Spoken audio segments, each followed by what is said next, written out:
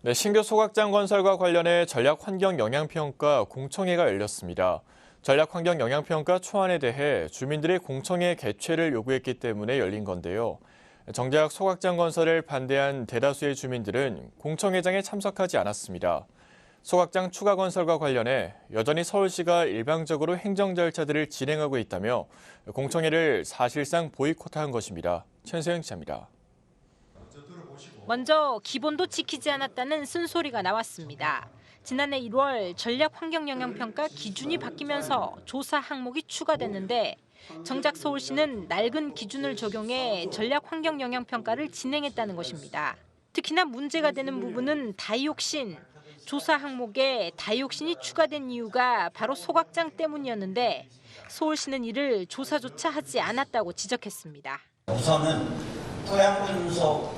토양 오염과 관련된 분석 기록이 작년에 기준이 바뀌었음에도 불구하고 그 전 2018년 기준으로 분석을 했더라고요. 조사의 기본조차 지켜지지 않았다고 보고요. 특히 다이옥신을 조사하지 않은 것은 저는 주민들에 대한 기본적인 예의가 없는 것이다, 그렇게 생각을 합니다. 이 다이옥신이 추가된 것은 미군 부대하고 숙박시설 때문이거든요. 근데 그것조차도 하지 않았고요. 이에 반해 환경 기준을 만족했다는 의견도 나왔습니다. 대기질과 수질, 토양 등 환경성 조사 결과가 오염 물질의 주요 환경 기준을 충족했다는 것입니다. 다만 소량이라도 오염 물질을 배출하는 것에 대한 주민들의 우려가 있으니 안전성에 대한 메커니즘 검증이 필요하다는 지적입니다. 안정성이 있다, 환경 기준을 모두 만족했다, 그런 말씀을 드리고, 하지만 이 배출 소량이라도 배출하는 것에 대한 주민들의 우려가 있으니 거기에 대한 정확한 안전성에 대한 US에 대한 메커니즘을 검증이 필요하다. 그다음에 이런 아까 그런 검증위원회나 같은 환경안전감시위의 구성을 필요해서 입지 선정 과정에 참여한 용역업체는 법에 따라 입지 선정 절차가 진행됐다고 말했습니다.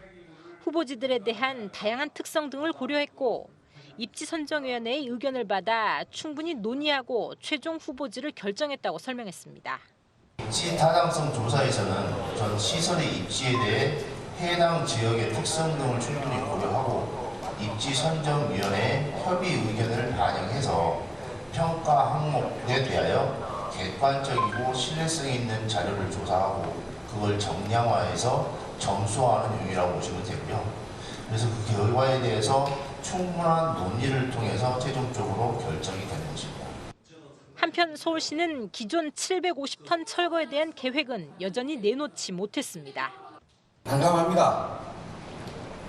서울시장도 분명히 35년에 철거한다고 누차에 말씀하고, 그다음에 저희들도 수차례 거쳐서 35년에 기존 750톤 철거한다고 여러 번 했습니다. 35년에 오세훈이가 시장입니까? 자, 그러면 저는 참 어떻게 해야 이걸 설명해야 되는가, 대책을 하라는데. 한편 이날 공청회는 대략 2시간가량 진행됐습니다. 다만 소각장 추가 건설에 반대한 대다수의 주민들은 사실상 공청회에 참석하지 않았으며 일부 주민들만 있는 상태로 공청회는 마무리됐습니다. 딜라이브 뉴스 천선입니다.